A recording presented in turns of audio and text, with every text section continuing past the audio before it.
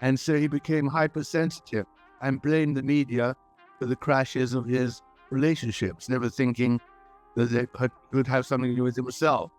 So he's a very complicated, depressed, unintelligent, and who is seeking a role and has got really nobody on whom he could rely, which is in the end where Meghan stepped in. A needy man met a woman who could help him with his needs. Tom Bower has just dropped claims that completely shift the way some people are looking at the marriage between Prince Harry and Meghan Markle, raising questions that go far beyond what has been publicly discussed so far. According to his account, there may be a clause buried deep inside their prenuptial arrangements, something that allegedly sits far from the surface and was not fully understood at the time it was signed. And once people hear what that clause is claimed to involve, it begins to reframe how recent developments are being interpreted. He suggests that Meghan's decision to relaunch certain ventures in early 2026, along with a series of quieter financial moves that date back to 2022, could be part of a larger pattern that only becomes clear when viewed together. From that perspective, Bower argues that everything starts to align in a way that raises new concerns about how the situation could unfold moving forward. Meghan herself, In the months before she met Harry, was setting up paparazzi pictures in honor. She now likes as if the paparazzi, literally the devil in heaven. She begged the paparazzi to photograph her and they wouldn't. And when they did, she says, "Oh, I don't want to have hurt." And that ridiculous story about how they first met, the whole thing was a tissue of inaccuracies, to be polite. Because what do you make of that? Because as you know, Harry was always very insistent. With some interpretations suggesting that Harry may not be as protected as many once assumed. But before going deeper into those claims, it becomes important to understand why Tom Bower is one of the few figures positioned to make assertions like this, and what gives his perspective weight in a story that continues to evolve. He's not someone chasing rumors or putting together theories without substance, and that distinction matters when looking at claims like these, because Tom Bower built his reputation over decades as a former barrister and investigative journalist, known for digging into stories that many believed would never be fully uncovered. Meghan Markle and Prince Harry's marriage is said to be under major strain as backlash has gotten under the Duchess's skin so much that she's sleeping apart from her husband and wondering whether or not she would be more popular on her own, Radar Online can reveal. Amid ongoing rumours about the Sussex's marriage being on the rocks, insiders told us Markle is cracking under the pressure of public scrutiny as she tries to claw her way back into Hollywood and launch her lifestyle brand, leaving her marriage to Harry hanging by a thread. Insiders told us Markle is starting to unravel and wonder if she would be better off as a solo act. Meghan is said to have even started to look up divorce lawyers. Sources claimed Harry was confronted by his unhappy wife. Well, you know, Piers, you're the first person to say how limited Prince Harry is, unfortunately. And now his wife trades off her husband's fame and fortune, or not so very fortune now. I mean, this is the problem, but we're still interested because, after all, he's a great character in our modern day. Over the years, he has examined the lives and dealings of figures who operated at the highest levels, including Robert Maxwell, whose empire once dominated headlines before its collapse, exposed deeper issues behind the scenes. He has also written about complex business networks and influential personalities, pulling attention toward how power and influence actually function beyond the public image, including figures like Simon Cowell, whose entertainment empire became a subject of scrutiny in his work. Because of that track record, when Bower publishes something significant, it typically comes with extensive legal review and detailed sourcing, especially in projects like his book, Revenge, Meghan, Harry, and the War Between the Windsors, which positioned his claims within a framework that publishers were prepared to stand behind. Tom Bower went deep into his research, speaking with dozens of individuals who had direct or indirect connections to Meghan Markle, including palace insiders, industry figures, and professionals familiar with contractual and legal structures surrounding high-profile careers. That level of access is exactly why his work tends to attract attention, because it positions his claims as something more structured than casual speculation. So when his reporting points toward details that could affect how people interpret the relationship between Meghan and Prince Harry, it naturally raises interest. Apparently Prince Harry is already talking to divorce lawyers. So this is kind of interesting. This is the woman that the papers are citing for this reporting is a longtime royal insider, a socialite. She's been right. I've been following her because she's great TV. She's been right about a lot. And she's claiming she's heard from several sources now that he's hired a lawyer, and it happens to be somebody who's a great divorce lawyer and specializes in divorce. And it dovetails on other reports that he is spending a lot of his time in 2 hotels, one of which is in Montecito, another of which is not too far away, as an escape from her. It's entirely plausible. All they've done for 5 years is complain and moan and see themselves as downtrodden victims. That doesn't tend to spur a lot of feelings of love and happiness and close bonding. I mean, I guess in the crisis mode, it might. Make sure to like the video and subscribe so you don't miss what comes next, because this is where the story starts moving into even more unexpected territory. Bauer's approach has always been presented as methodical rather than speculative, building narratives step by step, drawing from interviews, documents, and perspectives that he frames as part of a larger picture. And when he refers to potential legal elements, such as prenuptial structures or contractual considerations, he presents those ideas as grounded in conversations with individuals familiar with how such agreements are typically constructed at that level. That doesn't automatically confirm every interpretation, but it does explain why his claims continue to spark debate and why they are taken seriously enough to keep the conversation moving forward. He describes speaking with insiders who would be familiar with how those agreements are structured and what details can be included behind the scenes. And according to Tom Bauer, the intersection between California legal frameworks and long-established royal protocols creates a far more complex situation than most people realize. Last week, we brought to you fresh news that Harry had been staying at the San Vicente bungalows to take a break from his family despite owning a sprawling Montecito property together with Guesthouse. And this week, those rumours are intensifying. From his perspective, certain details he references, including what he describes as material connected to specific clauses, are presented as a key to understanding why decisions like Sunshine Sachs re-entering the picture could be interpreted as more than routine PR activity. He frames that move as something that aligns with moments where reputation management becomes critical, particularly in high-profile situations where public perception can shift quickly. In general, prenuptial agreements are designed to outline what each person brings into a marriage, how shared assets are handled, and what financial arrangements apply if things change in the future. Tom Bauer, the legendary royal author, is sharpening his quill for a new edition of his book set to reveal huge secrets inside Prince Harry and Meghan Markle's marriage. They often include timelines, conditions, and protections meant to create clarity. But in royal contexts, those agreements are often described as operating under an entirely different level of consideration, where protecting long-standing assets, estates, and institutional interests becomes part of the structure, making them far more complex than standard arrangements. They are often described as including strict limitations on how titles can be used if a separation happens, along with detailed expectations about public behavior and media interaction, and past royal agreements have shown how specific those conditions can become. But I do think the Sussex overdrive is unbelievable. But I mean, I don't think that he is going to get back in. I mean, I think that there are two reasons. One is I think that William wouldn't allow it. And secondly, the moment he got back to America, he immediately promoted Disney and his trip to Disney World, which showed that he is very commercially minded, which we'll get into later on, which makes it impossible for him. And of course, Meghan wouldn't come back to Britain. Meghan has got no real income anymore. She's finished. Right. Netflix series is over. There's no great podcast. They don't generate any money. And I don't see where she is going from here. I think she has a major problem. And I think as of this week, the signal for her great problem is that she turned up at Kevin Costner's.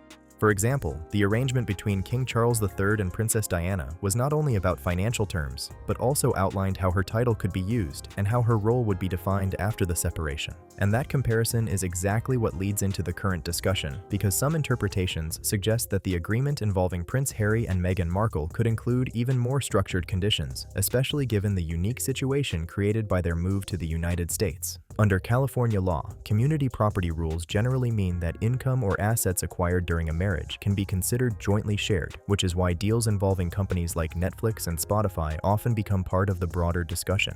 According to how Tom Bauer frames it, this creates a potential legal tension between local law and royal expectations, and that is where he suggests additional clauses or provisions could come into play. Breaking right now, Prince Harry and Meghan Markle spent the week using the With Love Meghan promotional campaign to try and suggest that everything is rosy in their very, very rocky marriage. Not so fast, says Radar Online, which has revealed that the Sussex couple are now sleeping in separate beds. Let me take you through this bombshell. From that perspective, the idea being discussed is not simply about dividing earnings, but about how such agreements might attempt to address those overlapping systems, which is why the conversation continues to build around what those terms could actually involve. I think personally, they've separated their professional lives, but I think what's really a great problem for them now, as of in the last few weeks, is that Meghan has got no real income anymore. She's finished. Not a simple 50-50 split, and that is exactly where the discussion becomes more complex, because according to Tom Bauer, the language he references goes further into areas like intellectual property, raising questions about who would hold control over the stories, projects, and content that have been shared publicly. But I do think that when you're mocked so publicly as they've been, their value begins to nosedive pretty quickly. And I don't think they're finding any more sources of income. From that perspective, the conversation extends beyond basic financial division and moves into ownership of the broader Sussex brand, including joint ventures, media productions, and even projects like Spare, which become part of the larger discussion around rights and control. Bauer's interpretation suggests that these elements could be structured in a way that gives more influence to Meghan Markle, particularly because of her role in shaping and managing the couple's business direction. She has been closely associated with negotiating deals, working with partners. And what would Diana think of Harry attacking William in that way? She'd be appalled by her son's behavior. And that was, again, so nauseating, the way he kept on bringing in Diana. Diana, who appealed to the media all the time, who phoned journalists secretly, who brought Martin Bashir into her office, who cooperated with Andrew Morton, who kept on calling Richard Kay. I mean, this is ridiculous. And guiding how those projects are developed and presented, which is why some observers interpret that position as giving her a stronger footing in any scenario involving shared ventures. And when those factors are viewed alongside California's legal framework and the kind of contractual language Bauer describes, it creates a picture that appears far more layered than a standard agreement, which is exactly what keeps this conversation moving forward. According to how Tom Bauer presents it, the structure he describes could place Meghan Markle in a position where she holds a stronger claim over the financial flow connected to their shared ventures, and that is exactly the detail that has drawn so much attention. A man who she abandoned for months to the media, and now presents her mother, Doria, speaking for the first time, telling outright lies about her ex-husband. I mean, this was a calculated attempt against the family. But the part that stands out most in his account is the suggestion that this was not originally part of the agreement in 2018, and that instead, a significant adjustment may have been introduced later as an amendment after the wedding. According to sources referenced in his reporting, that update is described as having been added quietly, with Prince Harry reportedly signing without fully examining the implications, relying on trust rather than detailed review. From that perspective, Bauer argues that this single decision could have far-reaching consequences, potentially shaping how things would unfold if circumstances were to change in the future. Very aggressive PR for the Sussexes, got way beyond herself, because she really doesn't understand the British royal family or Britain, but understands how to project her clients. And so I think she got it wrong by leaking it, or even letting anyone know about it. In general, prenuptial amendments are not unusual, especially when major life developments occur, such as starting a family, acquiring property, or launching new business ventures, as agreements are often updated to reflect a new reality. And in this case, Bauer's investigation points to a timeline where an update is believed to have taken place around 2020, a period when the couple stepped away from royal duties, relocated to California, and began securing major entertainment deals, which on the surface marked a turning point in how their public and professional lives were structured.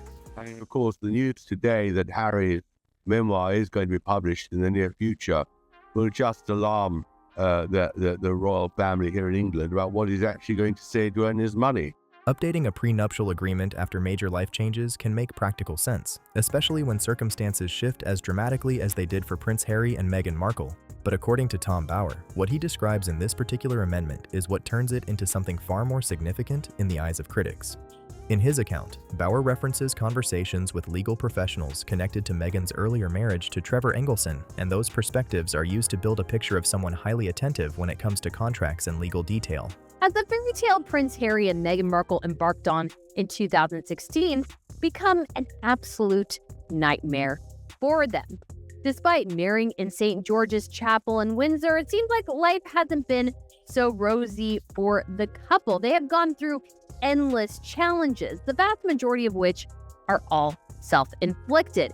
And this weekend, we had some new news that seems to kind of reiterate the idea that Meghan Markle, she wants to go back to the past. She wants to relive her glory days because she has hired Sunshine Sachs as her new PR representative, who are representing her back in 2016. And at the same time, Harry is in the UK fighting for a court case that really has no bearing on any of this, but we have heard endlessly that he wants to reestablish himself. They describe her as methodical, someone who examines every clause carefully, questions the wording, and avoids signing anything without a full understanding of what it involves, often relying on multiple legal opinions before making a decision. According to those same sources, Bauer suggests that experience reinforced a key approach: the importance of protecting financial independence and long-term earning power in any agreement. He frames that earlier chapter as a moment where those principles were applied effectively, shaping how future decisions might have been handled. And when the timeline moves forward to 2020, a period marked by major changes in location, role, and business direction, that background becomes part of how critics interpret the decisions that followed. Look at what was happening during that period, because Meghan Markle and Prince Harry were actively building their independent brand, securing a major deal with Netflix in September, followed not long after by a partnership with Spotify. And right in the middle of that momentum is where Tom Bauer places the timing of the prenuptial amendment. From his perspective, that moment could have been used to reinforce long-term financial positioning, aligning legal structure with the rapid expansion of their business activities, which is why some observers interpret the timing as more than coincidence. At the same time, their foundation, Archewell, was being established, functioning both as a charitable initiative and a broader business platform. And according to Bauer's account, the amendment is said to have been finalized during this exact phase of development. That overlap is what draws attention, because under California law, shared assets accumulated during a marriage are often considered jointly owned, but the interpretation presented in Bauer's reporting suggests that the amendment may have introduced additional layers beyond that baseline. Are they insane? What is happening? There is complete and utter chaos going on. The Meg and Harold are taking their rebrands far too literally at this point. Archewell, their charity effort, has not only changed its name from a foundation to philanthropies, which is even worse branding, I might add, but there is a whole slew of drama going on behind the scenes. He points to elements that could relate not just to ownership, but to control, particularly in how ventures are structured and managed, which is why details such as primary registration names and leadership roles become part of the wider discussion about how influence within those entities is distributed. And according to how Tom Bauer frames these claims, the most striking element is the suggestion that certain provisions could go beyond simple financial division and extend into questions of control over the broader brand if circumstances were to change. From that perspective, what is being described is not just a standard legal safeguard, but something critics interpret as a more strategic structure designed to define ownership and influence in advance. At that moment last year, she was about to promote her Netflix series and didn't want to firstly be seen with Harry, and secondly didn't want to go somewhere where she'd appear cheap and give it gratis. And this year, she is desperate to be seen. Yeah. And that's why she turned up. So I think she has a major problem, financially and professionally. And I think that Harry has a problem because he's lost his charity centre Bailey in Africa. He better up, and all these commercial deals are declining. I think that his reputation is somewhat toxic. And I think Invictus is his only lifeline. And there'll be problems with that too. I mean, we've seen people leaving Invictus recently. Important, I think that's you mentioned the Disney special. Does the Disney special at all? Bauer also references insights connected to Meghan Markle's earlier marriage to Trevor Engelson, with sources describing her approach to negotiations as careful, deliberate, and highly focused on long-term outcomes. They portray a style that prioritizes clarity, where every detail is considered and legal terms are structured to avoid uncertainty. According to those perspectives, the emphasis has consistently been on maintaining independence and minimizing complications, particularly when it comes to financial arrangements. And when that background is placed alongside the current situation, some observers interpret it as part of a continuous approach, one that carries similar priorities into later decisions, which is why the discussion around these claims continues to build as people try to understand how those patterns may connect.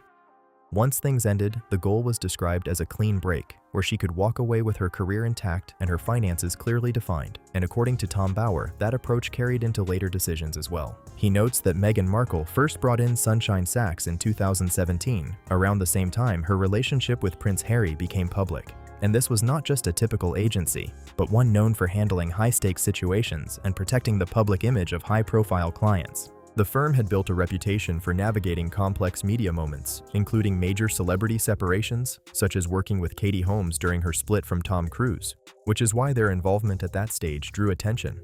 From that perspective, critics suggest it reflected an understanding of how important narrative control can be, especially in situations where public perception can shift quickly. Then moving forward to 2020, after the couple relocated to the United States, the decision was made to part ways with Sunshine Sachs, which was publicly framed as a cost-related move. However, according to sources referenced by Bauer, a different interpretation was suggested, one where the shift was less about budget and more about bringing communication efforts fully in-house, allowing greater control over how the narrative was managed through their own team. The insider revealed Meghan has made it clear that if and when they do split, she would demand a hefty settlement and to keep a royal title. She won't go anywhere unless it's with a title, property, and a huge sack of money. Meghan will make a deal to protect herself. Wow. Tasha is with me now. Yeah. This is astonishing, but remember, it comes just weeks after that Vanity Fair bombshell that Meghan is already shopping the post-divorce book to publishers. That change is what keeps the discussion active, because it fits into a broader pattern that critics believe reflects a consistent focus on shaping how the story is presented at every stage. She wanted to take control of her own narrative and shape it on her own terms, and that decision set the tone for what followed. Now move forward to January 2026, when Meghan Markle brought Sunshine Sachs back into the picture, a move that immediately sparked discussion. Why now? According to Tom Bauer, the timing is what stands out, because in his view, firms like this are not typically brought in after major developments become public, but earlier, during the period when narratives are being shaped behind the scenes. He suggests that in high-profile situations, groundwork is often laid months in advance, with messaging, coverage, and positioning gradually built before anything becomes visible to the public. And from that perspective, the signals he points to are not limited to PR decisions. They also involve financial and business activity. Since around 2022, Meghan has been expanding into new areas, including lifestyle-focused ventures and brand development, which critics interpret as part of a broader shift. According to those observations, her recent moves show a pattern of structuring projects as separate entities, with registrations and trademarks often associated directly with her name, something that is documented in public filings. That combination of branding, legal structure, and timing is what continues to fuel discussion, because when viewed together, it creates a picture that some observers believe reflects a carefully planned approach rather than a series of isolated decisions. Leaving Prince Harry out of certain filings is something critics have pointed to, and combined with reports of Meghan Markle attending business meetings independently in Los Angeles, it has added to the broader discussion.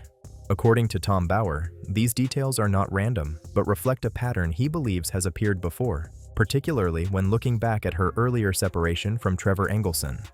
From that perspective, the approach being described follows a recognizable structure, beginning with establishing a professional identity that stands independently, followed by building income streams that are not reliant on a shared framework and ensuring long-term financial stability remains separate. I would argue their Hollywood misadventure has been more of a nightmare than anything else. And they've gone from poor decision to bad decision to worse decision every single time. And with the hiring of Sunshine Sachs, I couldn't help but think, and Harry going back to the UK more, wanting to, and help but think, if the two of them had a time machine and knowing what they know now, could have gone back to 2016, would they have made some different decisions? Can't help but wonder if the answer there is yes. Now, of course, this is just speculative, and they love their children. I'm sure to a certain extent they love each other, but we have a couple who has had a really unnecessarily difficult existence. And that's not the fault of the media. That is not the fault of his family. That's been their fault. Everything that has happened to them has been broadly their fault. and they can't seem to help recognize that. And so what they're doing, though, as things go sort of off the rail, is that they're regressing to, let's say, an earlier stage in life. Bauer argues that this pattern becomes more noticeable when viewed over time, especially when looking at decisions made since 2022. And in his view, the key to understanding the situation is not necessarily a single clause, but the sequence of financial and business moves that align with that approach. When those actions are tracked, critics say they appear to form a consistent direction. This is where the discussion connects back to major deals, including the widely reported agreement with Netflix, which was often described in headlines with large figures attached. However, according to sources referenced by Bauer, the structure of such contracts can be more complex than the headline numbers suggest, involving phased payments, deliverables, and conditions that shape how those figures are actually realized over time, which adds another layer to how those agreements are interpreted. That widely reported $100 million figure tied to Netflix was never a single upfront payment, but rather a maximum potential value linked to delivering a full slate of agreed projects, meaning it depended entirely on what was actually completed. Some content did make it to release, while other planned productions, including projects that had been announced early on, were later discontinued or never moved forward, which is why the final outcome looked very different from the original expectations. According to Tom Bauer's sources, the total amount received was significantly lower than the headline figure, with estimates suggesting a portion of that overall deal was realized before the agreement shifted into a more limited arrangement. And that leads directly into the next question that critics continue to ask. What happened during that transition period? Because around 2022, as some of those projects began to slow down, Meghan Markle started taking steps that observers now connect to a broader pattern, including filing trademarks for her independent brand, American Riviera Orchard, and establishing new business structures outside of Archewell. From that perspective, these moves are seen not as isolated decisions, but as part of a longer-term strategy to build independent ventures, something that critics interpret as positioning for financial separation and control. And when viewed alongside the financial pressures and shifting partnerships being discussed, those actions become a central part of the ongoing debate about what direction everything has been moving toward. Tom Bauer describes these developments as part of what he interprets as a broader financial restructuring, pointing to elements like property protections under California law and the way assets can be organized across separate accounts. He also references input from financial experts who note that certain patterns, such as separating ventures and clarifying ownership structures, can resemble strategies often used to protect assets in high-profile situations, although those approaches can also appear in many other contexts. Within that discussion, critics highlight moves associated with Meghan Markle, including trademarks filed under her own name, independent media agreements, and projects like The Bench, which are often cited as examples of work connected directly to her rather than structured as joint ventures. From Bauer's perspective, 2022 is presented as a key point in the timeline, marking what he describes as a shift toward more individually defined projects, which some observers interpret as a change in how business and public activity were being managed. He frames that period as significant when looking at the overall sequence of events, suggesting that it aligns with a broader pattern he has outlined. At the same time, Bauer offers his own interpretation of how those elements could develop in the future, including references to legal timelines that apply within California, although such projections remain part of ongoing speculation rather than confirmed outcomes. And that is where the conversation intensifies, because it moves from analyzing past actions into anticipating what might come next, which is exactly what keeps the discussion active. And according to how Tom Bauer frames it, the moment any legal filing were to happen, multiple elements would begin moving at the same time, including questions around titles, asset division, and how intellectual property tied to Prince Harry and Meghan Markle's shared ventures might be handled. From that perspective, critics suggest that outcomes could depend heavily on how assets are structured and where ownership and control have been defined, particularly when it comes to properties, business entities like Archewell, and other shared investments.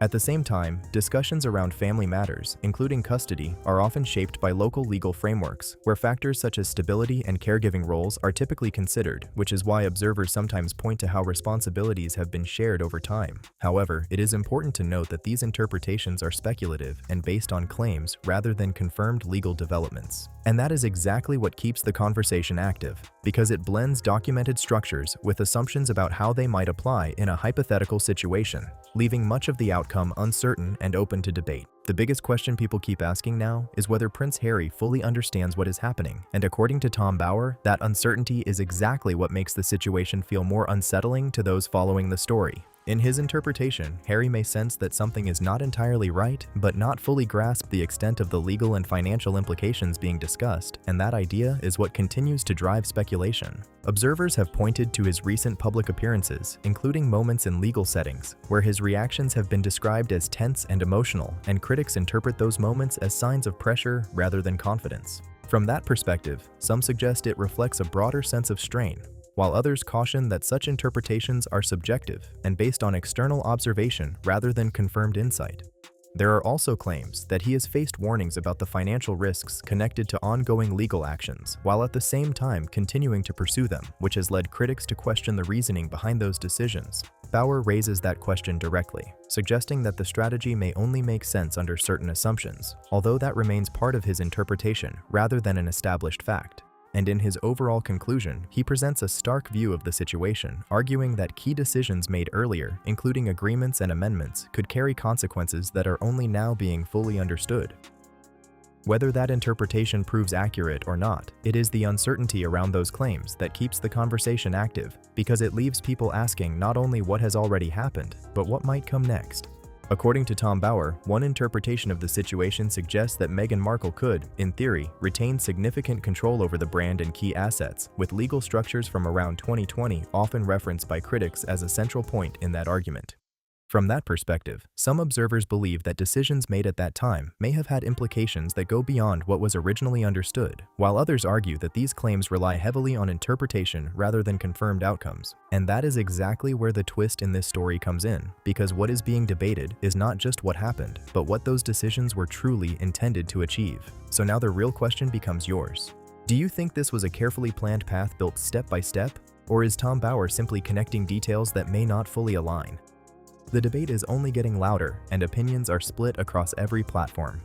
Make sure to like, subscribe, and share this video, and drop your thoughts in the comments, because if even part of this timeline holds up, then this story is far from over. This is Palace Loop, and the next chapter might be even bigger.